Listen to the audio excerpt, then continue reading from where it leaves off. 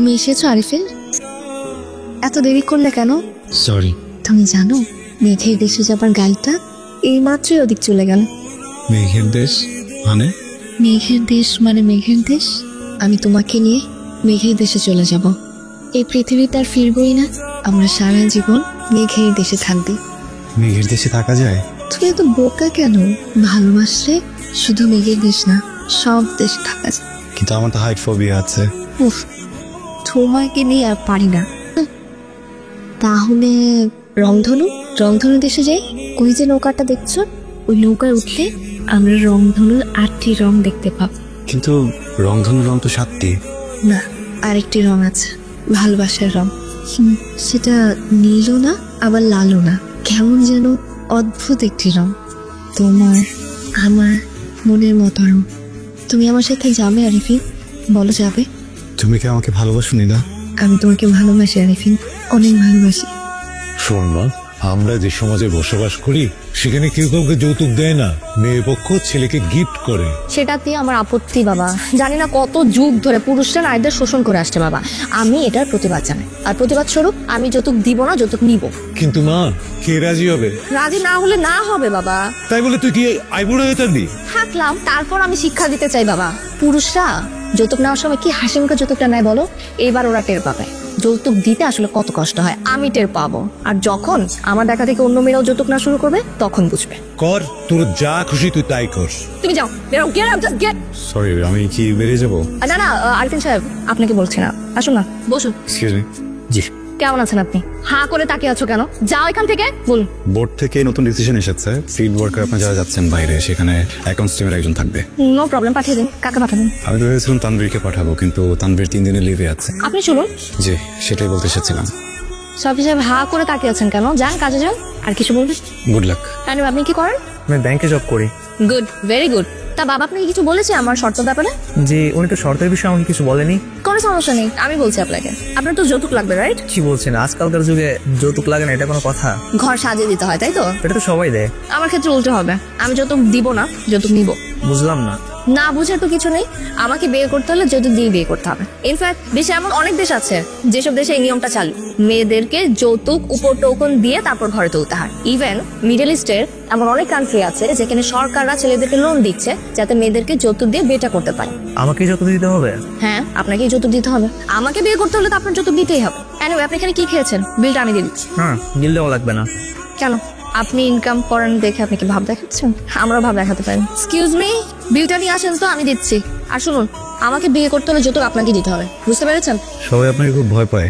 আপনি পারলে? না না, আমি আমার আন্ডারে কাজ করলে আপনিও পেতেন, দৌড়ের উপরে থাকতেন। অ্যাটলিস্ট কাছাকাছি তো থাকা হতো। কি বললেন? জি না, কিছু না। আচ্ছা, থ্যাংক ইউ। আপনারা বাকি কাজটা দেখে ফেলেন, আর আপনি ডি ব্লকটা রেডি করে ফেলেন। ওকে। ডাব আমার খুব খুব পছন্দ। আপনি বলুন আগে। যেটা বলছিলাম আর কি, ডাব আমার খুব পছন্দ। গ্রামের বাড়ি গেলে প্রতিদিনই খাওয়া হতো। ইনফ্যাক্ট আমার গ্রামের বাড়ি খুব পছন্দ। গ্রামে গেলে খালি পায়ে হাঁটা যায়, বৃষ্টির শব্দ শোনা যায়। ছোটবেলাতে আমি বৃষ্টির শব্দ ছাড়া একদম ঘুমাতে পারতাম না। আর ওই যে বললাম না খালি পায়ে হাঁটার কথা, আমি এখনো যখন অফ ডে পাই রমনায় হাঁটতে চলে যাই। খালি পায়ে হাঁটি কিছুক্ষণ, স্বাস্থ্যের জন্য ভালো। আগে আমি আর মা যেতাম, এখন তো আর মা নেই, তাই একাই যাই। সমস্যা নেই, আমার মাকে আপনি নিজের মতো ভাবতে পারেন। এমনি বলেছি। থ্যাংক ইউ বলার জন্য। আমি আন্টির সাথে একদিন দেখা করে আসবো, উনি খুশি হবেন অনেক। চলেন হাঁটি। হয়তো বসে থাকা আমার খুব অপছন্দ। আচ্ছা, অফিসে সবাই আমার উপর খুব বিরক্ত, তাই না? এই যে সবসময় চিৎকার চেঁচামেচি করি। কই, আমার তো ভালোই লাগে। কি চিৎকার চেঁচামেচি কারোর ভালো লাগবে কেন? আমি তো আসলে একটু অন্যরকম না, চিৎকার করতে পারি না। আমার সামনে যখন কেউ চিৎকার করে আমার ভালোই লাগে। যাক, একজন তো পাওয়া গেল যার ভালো লাগে। আপনার জন্য আমি এখন বেশি চেঁচামেচি করবো, ঠিক আছে?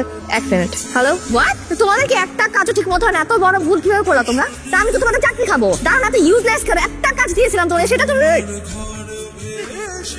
আপনি ঠিক আছেন? হ্যাঁ, সরি, আমি আসলে ধাক্কাটা না দিলে আরো বাজে কিছু হইতো। উঠুন, আপনি আপনি একটু ধরেন আমাকে, একটু ধরেন। পাটা ধরুন। অফিসিয়ালি মিটিং সারবেন নাকি? বসুন। একটু পানি খাবো, পানি। এক্সকিউজ মি, পানি দেখেন, মেনু দেখে চুজ করেন কি খাবেন। প্রবলেম নেই, বিল আমি দিচ্ছি। কনসেপ্টটা সুন্দর। আপনি কিছু মনে না করলে একটা কথা জিজ্ঞেস করতে পারি? বিল তো সবসময় ছেলেরা দেয়, তো আজকে যদি আমি। আমার আপত্তি আছে। ওকে, ছেলেরা এগুলো করবে, মেয়েরা ওইগুলো করবে, এসবের মধ্যে আমি নেই। সবাই সব কাজ করতে পারে। ইনফ্যাক্ট এখন মেয়েরা ছেলেদের থেকে বেশি কাজ করছে। এই যে দেখেন, আমাদের দেশের প্রধানমন্ত্রী নারী, বিরোধী দলীয় নেত্রী নারী, স্পিকার নারী। এই জমানা এসে নারীদেরকে দমিয়ে রাখবেন, সেটা তো হবে না। না, দখমিয়ে রাখার কথা থেকে আসো, এগিয়ে যেতে হবে, সবাই সবাই আগাবে, সবাই।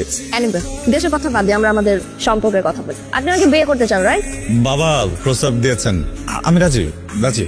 আমার আপত্তি নেই। ইনফ্যাক্ট আমার আরো ভালো লেগেছে আপনি নিয়ে বিনিয়ে প্রেমের প্রস্তাব না দিয়ে ডাইরেক্ট বিয়ের প্রস্তাব দিয়ে।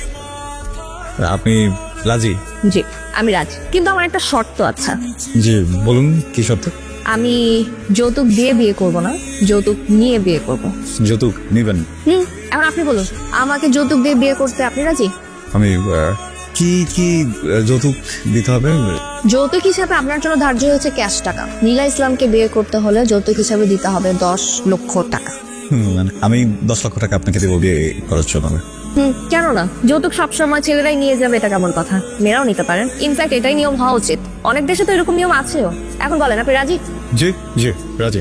ভেবে বলছেন? 10 লক্ষ টাকা যৌতুক দিয়ে বিয়ে করবো, ভেবে বলছি। ওকে, দেখুন অর্ডার দেন। ফর দ্য হেল, তুই যৌতুক দিয়ে বিয়ে করবি? আরে ফিন, তুই এই মেয়ের চিন্তা বাদ। আমি তোর জন্য নতুন মেয়ে দেখছি। ভাই তুই টাকাটা দিতে পারবি কিনা সেটা বল। Money is not fact. টাকা তো আমি চাইলে দিতেই পারি, আমি টাকাটা দেবো, কিন্তু তুই বোঝার চেষ্টা কর, এইটা পুরুষ জাতির ডিরেক্ট অপমান। লাগছে না? অবশ্যই অপমান বোধ হইতেছে। হচ্ছে। এবার চিন্তা কর, তোর মা যখন তোর বাবার বিয়ে করছে, আমার মা যখন আমার বাবার বিয়ে করছে, আমার নানি তোর নানি যখন আমাদের নানাদেরকে বিয়ে করছে, তারা কতটা অপমানের শিকার হয়েছে। আমি তো শুধু সেই ঘাটতিটা একটু পূরণের চেষ্টা করতেছি, তুই একটু বোঝ। আমি এত কিছু চিন্তা করতে পারবো না। তোর বিয়েতে কত টাকা লাগে? কিছু মানুষজনকে খাওয়াতে হবে, কিছু শপিং করতে হবে, বোর জন্য কিছু অর্নামেন্টস কিনতে হবে, যত টাকা লাগে সব আমি কনফার্ম। তুই বন্ধু সেই হিসেবে গিফট, কিন্তু এখান থেকে একটা টাকাও যৌতুক হিসেবে ওই মেয়েকে দিতে পারবি। আমি একটা পুরুষ হয়ে পুরুষ জাতির এত বড় অপমান কোনোভাবেই সহ্য করবো না। দোস্ত, আমার কথা একটু বোঝার চেষ্টা কর। মানে তুই তো বন্ধু হয়ে কিছু টাকা দিচ্ছিস, তাই না? টাকাটা কোথায় যাচ্ছে এটা তো তোর দেখার দরকার নেই, তুই তো চোখ বন্ধ করে টাকাটা দে। আমি বন্ধু, অবশ্যই বন্ধুকে টাকা দেবো। বন্ধু বিয়ে করবে, খুশির সংবাদ, এই খুশির সংবাদের অংশীদার আমি হব, টাকা আমি দেবো, কনফার্ম কার। কিন্তু এখান থেকে একটা টাকা যদি তুই যৌতুক হিসেবে দিয়ে খরচ করিস, উপরওয়ালার কাছে দায়ী থাকতে পারলাম। আর শোন না, এই ভাইয়া, ভাইয়া দেখ কে আসছে। ও আপু, তুমি বসো। ভাইয়া তোরা কথা বল, আমি চা নাস্তা নিয়ে আসতেছি, ঠিক আছে? কেমন আছেন? জি ভালো, আপনি? আমি আসলে কি বলবো, আমি খুবই দুঃখিত। আমার জন্য আজকে আপনার এই অবস্থা। হ্যাঁ, আপনি এইভাবে কেন বলতেছেন? আপনার কোনো দোষ নেই তো। ইনফ্যাক্ট কারোই কোনো দোষ নেই, আমার ভাগ্যে ছিল, হয়ে গেছে। না, তারপরও আপনার আসলে খুব কষ্ট হয়ে গেছে। কিন্তু আমার মনে হয় আমরা বিয়ের ব্যাপারটা না আগাই, কারণ এতগুলো টাকা আপনার পক্ষে ম্যানেজ করা আসলে অসম্ভব। নীলা, টাকা জোগাড়ের ব্যবস্থা আমি করে ফেলেছি, আপনি প্লিজ এখন বিয়েটা ভেঙেন না প্লিজ। আমি প্রথম যেদিন তোমাকে অফিসে দেখলাম, প্রেমে পড়ে গেছে। প্রায় প্রায় স্বপ্ন দেখতাম তোমাকে নিয়ে বিভিন্ন জায়গায় ঘুরছি, প্রেম করছি, ভালোবাসার কথা বলছি। আমি অনেকবার তোমাকে বলার চেষ্টা করেছি, বোঝাবার চেষ্টা করেছি আমি তোমাকে কতটা ভালোবাসি। দেখো ফাইনালি ওই দিনটা চলে আসলো। নীলা, তুমি যে টাকাটার কথা বলেছিলে, এখানে পুরোটাই আছে। টাকাটা জোগাড় করতে খুব কষ্ট হয়েছে না তোমার? কিন্তু চিন্তা করো, কন্যা দায়গ্রস্ত পিতারা কত কষ্ট করে টাকাটা জোগাড় করে, কত কষ্ট করে টাকাটা জোগাড় করে তার মেয়েদেরকে বিয়ে দেয়। আমি না শুধু সমাজকে বোঝাতে চেয়েছিলাম যে যৌতুকের টাকাটা জোগাড় করে আসলে কতটা কষ্টের। শুধু এই জন্য আমি তোমার থেকে টাকাটা নিয়েছি। আমাকে কেন এসব বলছো? It's okay. দেখো, তুমি একটা কথা বলেছো, আমি কথাটা রাখতে পেরেছি, আমার কিন্তু খুব ভালো লাগছে।